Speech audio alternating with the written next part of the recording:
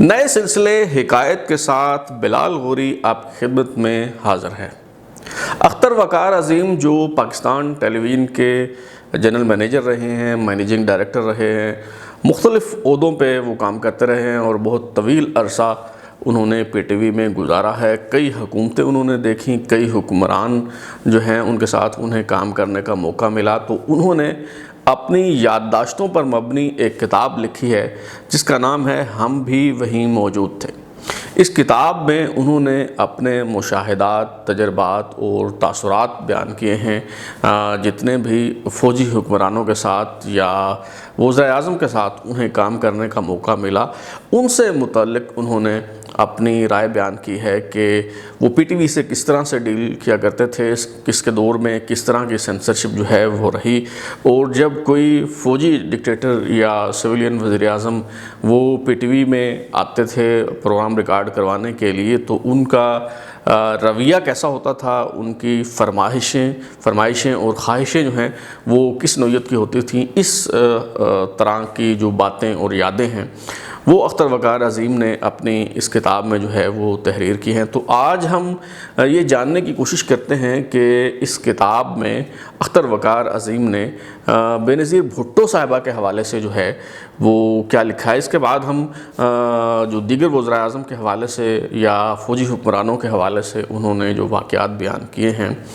وہ بھی آپ کے سامنے جو ہے وہ میں رکھوں گا، لیکن آج کا یہ جو پروگرام ہے، آج کا یہ ایشو ہے، یہ صرف بے نظیر بھٹو صاحبہ کے حوالے سے جو اختر وقار عظیم کے تاثرات ہیں ان پہ جو ہے وہ مبنی ہیں۔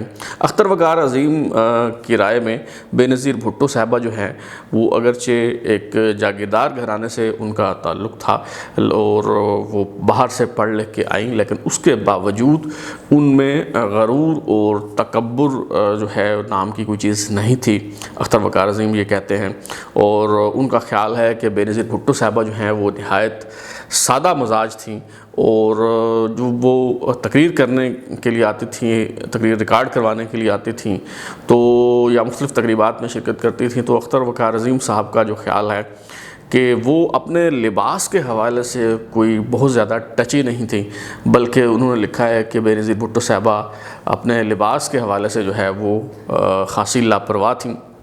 ہاں، البتہ ایک ان کی سیاسی مجبوری تھی، اور وہ یہ تھی کہ وہ اپنے سر پہ دوپٹہ اوڑھا کرتی تھیں، اور وہ ظاہر ہے پاکستان کا جو معاشرہ ہے اس کے تقاضوں کو مد نظر رکھتے ہوئے ایک سیاسی جو ہے وہ فیصلہ تھا۔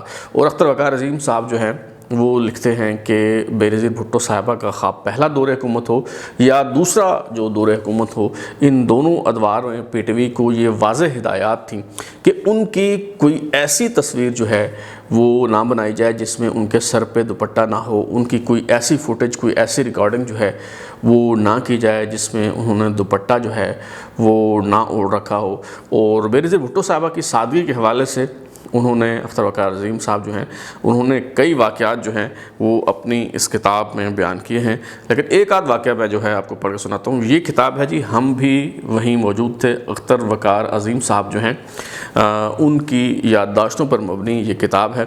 تو جیسے میں نے پہلے کہا کہ اس میں انہوں نے کئی واقعات بیان کیے ہیں، اس چند واقعات جو ہے میں آپ کے سامنے رکھتا ہوں۔ بے نظیر بھٹو کے حوالے سے وہ لکھتے ہیں کہ بے نظیر بھٹو کی تعلیم بیرون ملک ہوئی تھی، خاندانی پس منظر بھی جاگیردارانہ تھا، لیکن مزاجاً وہ نہایت سادہ طبیعت تھیں۔ ان کی شخصیت کے عوامی مزاج کو سمجھنے کے لیے ایک واقعہ شاید آپ کی دلچسپی کا باعث ہو۔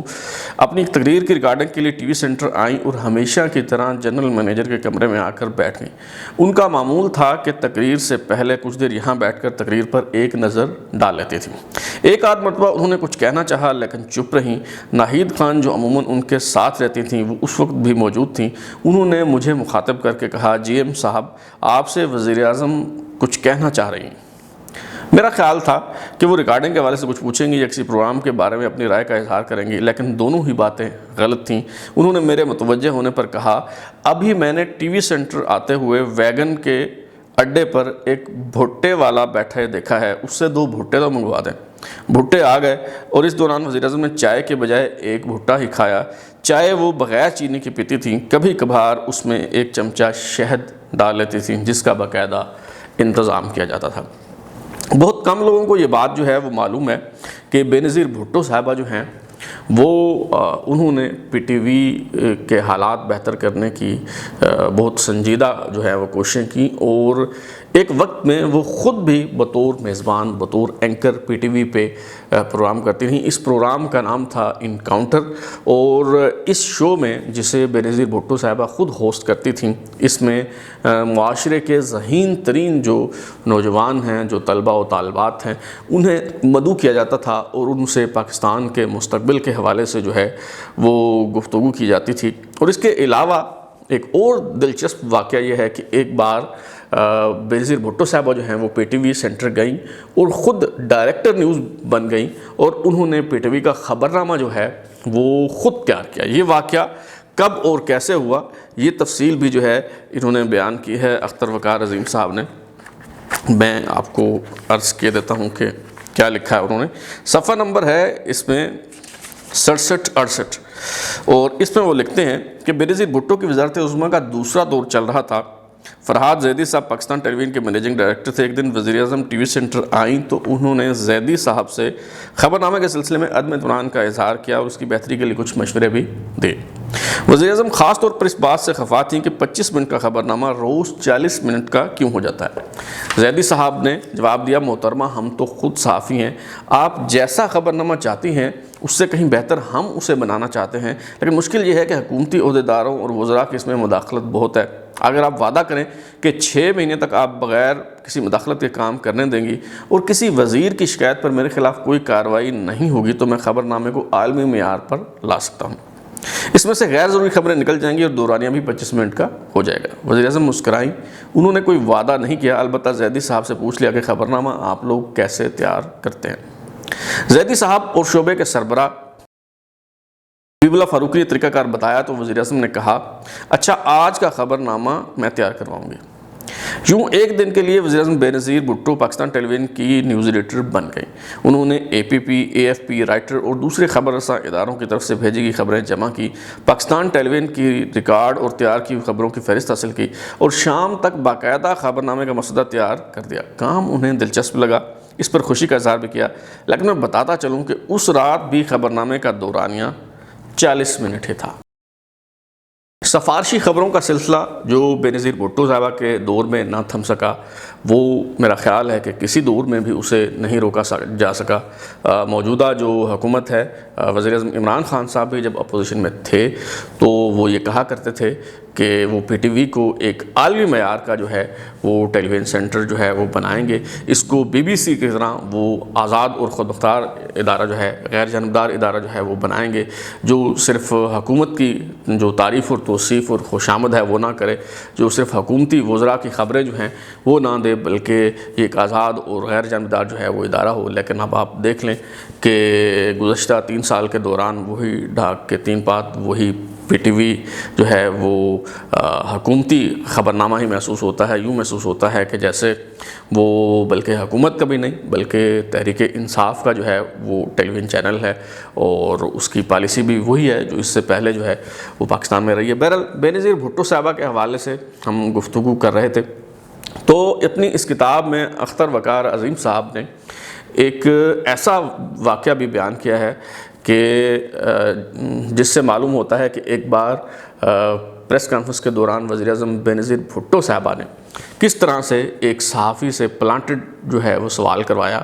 یہ سوال کیا تھا اور وہ صحافی کون تھے، یہ ہم اس کتاب کے ذریعے ہی جو ہے وہ جاننے کی کوشش کرتے ہیں۔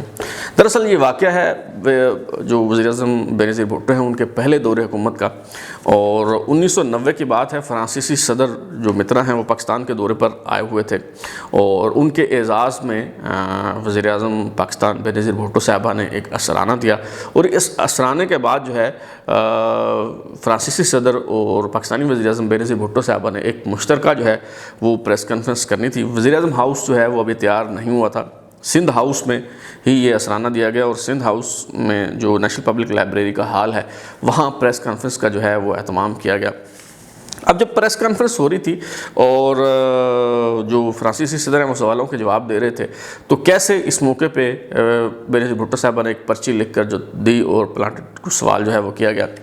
یہ صفحہ نمبر 76 اور 77 پر اس کی تفصیل جو ہے اختر وقار عظیم صاحب نے بیان کی ہے۔ وہ لکھتے ہیں صدر فرانس ایک سوال کا جواب دے رہے تھے، اس دوران ہم نے دیکھا کہ ہماری وزیر اعظم کچھ بے چینی سے ادھر ادھر دیکھ رہی ہیں۔ پھر انہوں نے کاغذ کا ایک چھوٹا سا پرزہ اٹھایا اور اس پر کچھ لکھنے لگیں۔ 2-4 جملے لکھنے کے بعد انہوں نے یہ کاغذ پاس کھڑے اپنے وزیر اطلاعات کو تھما دیا اور سامنے بیٹھے صحافیوں کی طرف دیکھ کر کچھ کہا۔ وزیر اطلاعات احمد سعید اوان وہ پرچی لے کر صحافیوں کے پاس آئے اور کاغذ نامور صحافی نصرت جاوید کے حوالے کر دیا۔ نصرت جاوید صاحب نے چٹ پر نظر ڈالی اور سوال کرنے کے لیے ہاتھ اٹھا لیا۔ وزیر اعظم پاکستان نے نصرت کو سوال کی اجازت دیتے ہوئے کہا، جی پوچھئے۔ نصرت جاوید کا سوال فرانس کے اس وعدے سے متعلق تھا جو اس نے ذوالفقار علی بھٹو سے پاکستان کو نیوکلیئر ری ایکٹر فراہم کرنے کے بارے میں کیا تھا۔ یوں بے نظیر بھٹو صاحبہ نے اس پریس کانفرنس کے ذریعے ایک ایسے سوال کا جواب حاصل کر لیا جو وہ صدر سے بات چیت میں حاصل نہیں کر سکی۔ تو بعض اوقات یہ قومی سلامتی اور قومی مفاد میں بھی جو ہے وہ پلانٹڈ کوشچن کیے جاتے ہیں۔ اب تک کے لیے اتنا ہی۔ بلال غوری کو اجازت دیجیے۔ حقائق کے نئے سلسلے میں ہم آپ کو یہ ضرور بتائیں گے کہ اس کتاب میں نواز شریف صاحب کے بارے میں کیا تاثرات اور مشاہدات بیان کیے ہیں اختر وقار عظیم نے، اور جنرل ضیاء الحق کے بارے میں جو ہے وہ کیا لکھا ہے، وہ ان کا مزاج جو ہے وہ کس طرح کا تھا، اور یہ سلسلہ انشاءاللہ جاری رہے گا۔ اب تک کے لیے اتنا ہی۔ اگر آپ کو ہمارا شو پسند آیا تو اسے لائک کریں، کامنٹ کریں، شیئر کریں، اور اگر آپ اس سلسلے سے جڑے رہنا چاہتے ہیں تو ہمارا چینل سبسکرائب کرنے کے بعد بیل آئیکن یعنی گھنٹی ضرور دبائیں تاکہ آپ کو نئی ویڈیوز کے نوٹیفیکیشنز ملتے رہیں۔ بہت شکریہ۔